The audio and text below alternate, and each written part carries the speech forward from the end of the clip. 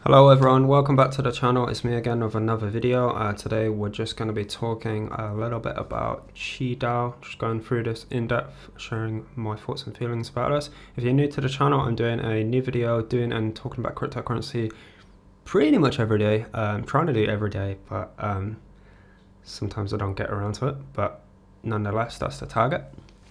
So let's get straight into it. So qDAO is a protocol which lets you mint stablecoins on assets, primarily being the Matic token, but other tokens are going to be added. It's also a heavily community-based project, and also with the title, it's also a decentralized autonomous organization. So let's take a look in a bit more detail. So I'm going to be reading a lot of the stuff. It's not usually what I do, but I want to explain the platform in detail. So I'm just going to read through a couple of their things. So qDAO is a way for communities to hodl their tokens while still being able to use their value in the form of stable coins. Okay, so this is a similar platform to MakerDAO. You might have used that. I've not used it. It's on Ethereum. So Mai Finance is the first platform like MakerDAO on the Polygon network. So it's helping to promote the native asset. You can think of it like that. I kind of think of it like the kind of church of Polygon, where I think of MakerDAO as kind of like the church of Ethereum. The advantage we got, so if you're a believer in long-term Polygon, then platforms like this you should come to worship, basically. And I think the same for MakerDAO with Ethereum. So basically what you can do is you can lock up your Matic tokens and print amWMATIC. amWMATIC is a soft dollar peg token against US dollar. And then it also says about AAVE tokens, but it's not yet released. We'll get to that. So how does Mai Finance differ from a platform like AAVE, where you can loan stable coins against your assets as well? It's slightly different because on Mai Finance we have got 0% interest rate, where on AAVE currently we do have interest, although the rewards are near enough. They are basically paying the interest if you combine it with the deposit rewards as well. But in the future, these rewards won't be here, so you will have to pay interest on borrowing. And that's where Mai Finance in the future will come along and be important, because we have the 0% interest. So I'm kind of looking towards the kind of midterm future with this, and I want to get good exposure to it now. And I'll explain why. So in the future they will support other collateral types, and this is great for new projects on Polygon, because then in the same way that it's great for Polygon, the Matic token. So if you're depositing here and then you can create stable coins and play around with the value of your token without selling it, it's reducing the sell pressure. So if projects come on here and they allow their token to be borrowed against, then they're reducing the sell pressure and making a more stable environment. So just discussing a little bit about decentralized autonomous organizations, DAO. There's many advantages, especially for new projects, if they collaborate with DAO organizations, then it also gives them access to massive liquidities and big communities. They can onboard people really quickly and onboard the liquidity really quickly. So I think this is going to be a big trend over next year, and I quite want to get some experience investing in these things and getting involved in the community. And I think we'll start to see the value over the next kind of 12 to 16 months. And this also adds that the community is also going to be suggesting lots of improvements. We're also going to have kind of user-based feedback, and hopefully that should lead to a more rounded platform, and more people being happy about it in the long run. Okay, so just a few statistics. The maximum supply of Qi is 200 million. The investor allocation is 5% or lower, which is, most of it is locked up for 18 months, just released slowly. And the keeper allocation is, I think this means equal to 10% total vested over 3 years. So I think this is also locked for 3 years. And then we've got a massive community distribution of 85%. So what does that mean? They want QDAO to be owned and run by the community, okay? So we've got this staking and liquidity mining program, which is where I get around to saying where I want to get established in this, right? So this is going to run for a period of 6 months, starting from May the 5th to 2021 to November the 5th, 2021. So this is going to include amWMATIC staking. I don't think this is live yet. amWMATIC USD and amWMATIC Qi. So we've got this opportunity here for the next around about 4 months, a little bit more, to start getting our hands on some decent APRs. Okay, also looking at the community treasury, which would be 65% of the tokens. They're going to be locked up, 50% of them, second year 30%, third year 20%. I'm not really too sure how this works, but the community will have some say how these are used. And then just fundraising. And I think this is the kind of dev fund, right? Keep it incentive. So taking a look at the use of the Qi token in QDAO governance. Okay, so again, we got the Treasury Vault decisions. Oracle changes. I believe that the latest developments are that Chainlink will be used as the Oracle, which is the most accurate Oracle, which should help to stabilize the platform as far as I know. People also have votes on the amount of liquidity ratio to the collateral, also about new tokens to be used as collateral as well, and the closing fees. So I think the vote, there's a 0.5% deposit fee and also withdrawal fees, and I think that goes to the Treasury Vault. And then I believe they may introduce a staking system where users can get a percentage of these fees. So the one thing a lot of people worried about, especially with the Mai Finance, I'm sure a lot of people right now is worried about any kind of stablecoin platforms. What's the risk? Okay. Now, I'm not fully, I wouldn't say I fully understand Titan, but from what I understand, it's a lot more of a, it's a lower collateralized and more leveraged situation there. But I think Mai Finance is in a lot better situation in terms of risk. There is a lot more collateral than there is debts. So I believe that this should ensure that the amWMATIC peg won't suffer from any catastrophic collapse. But as always, you have to do your own research. I'm still learning about this, and of course it can happen. So never invest more than you can afford to lose, and make sure you balance your portfolio accordingly. So the theory is, if amWMATIC falls below the dollar peg, that users are incentivized to pay back their debt. And then if amWMATIC is above the peg, users are incentivized to loan as collateral, loan against their collateral.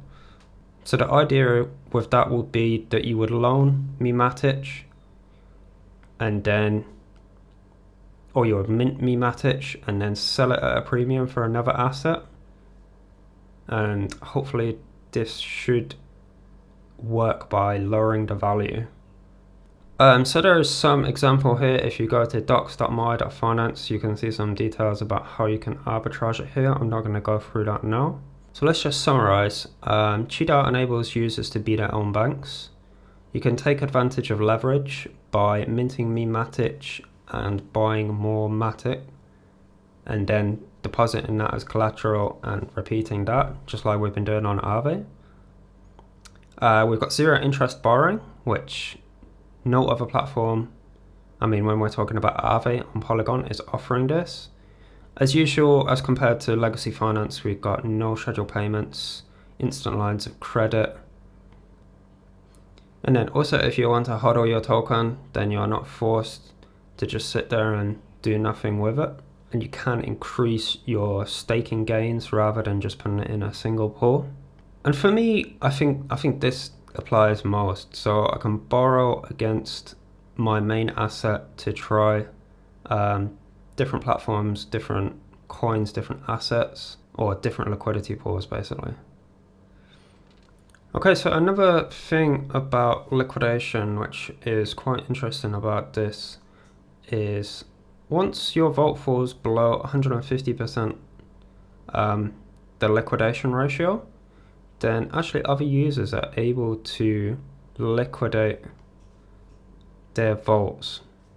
So a vault is where you deposit collateral and then borrow stablecoin. And if we go to monitor, we can look at all the vaults and look at their ratios here. And then in theory, I'm still waiting, I'm still trying to do it, that when this falls below 150%, then we can buy this vault. It's a slightly different system they got on here. They have a partial liquidation process. So my understanding of how it works is you lose half your position and then you have to pay a penalty as well. So for the people who is looking to buy these vaults when they become below the ratio, you will earn a bonus for doing so. So the system is a little bit more friendly, a little bit more forgiving for people that do take too high risk. And what I like about this platform, with the governance deciding the liquidation, deciding the collateral to loan ratios, it's incentivizing people to take less risky options, but not disincentivizing people to take less risky options with the stable coins that they've loaned. So I think it's providing a nice kind of balance. So one of the ways which Mai Finance protects the peg is from the hyper borrowing or hyperinflation is they have a function known as a debt ceiling, which controls the maximum supply and the amount of AmWMATIC which is able to be minted. So in order to prevent a hyper borrowing event, the protocol will set debt ceilings, which will continue to increase in size with the size of the network. Users will be encouraged to keep a total AmWMATIC borrowed near the ceiling to prevent large sums of AmWMATIC from borrowed at once. So there's lots of steps together with the over collateralization and the debt ceiling, which I think is going to make this a more stable platform, a lot more stable platform than Titan. So just taking a look at the vault I have here, I have a very small vault here of just $323 US with a debt value of $75. My collateral to debt ratio is 425. Click manage. So you can come and look at my vault. It's number 4721. Here you can just deposit your Matic here, withdraw, borrow and repay. It's fairly easy, and we got the liquidation details here with the price. So I'm just going very conservative at the moment. Maybe we will increase that in the future. And so the price of 1.02 now, actually it's incentivizing people to loan the stable coin and then sell it like we discussed earlier. If we go over to the rewards, we got the liquidity pools, which is talking about the distribution we talked about earlier, the 6-month distribution. And for the stablecoin pool, we've got a fairly good APR. Yesterday this was at like 100 something, which was incredible. So this is super low risk, I think, AmWMATIC US dollar C. And then we also have the big one, which is AmWMATIC Chi, which massive 455% APR. This number kind of fluctuates quite a lot. I'm not sure why, but we will keep an eye on that. So this is my strategy going forward at the moment, I'm trying to accumulate as much MATIC and Chi, but at the moment I'm just buying MATIC rather than minting it, because if I'm just lending it, if I'm depositing my MATIC here and then borrowing less than 2/3, I'm not making use of the full amount. So that's why I've only got a small vault here. And how I see this playing out is, once this 6 months has completed, or once the next 4 months is completed of this distribution phase, going forward, MATIC and Mai Finance is going to form like a foundation of the ecosystem in the future. I'm also hoping that we will also get single staking pools on here, which is going to add massive value to holding the token.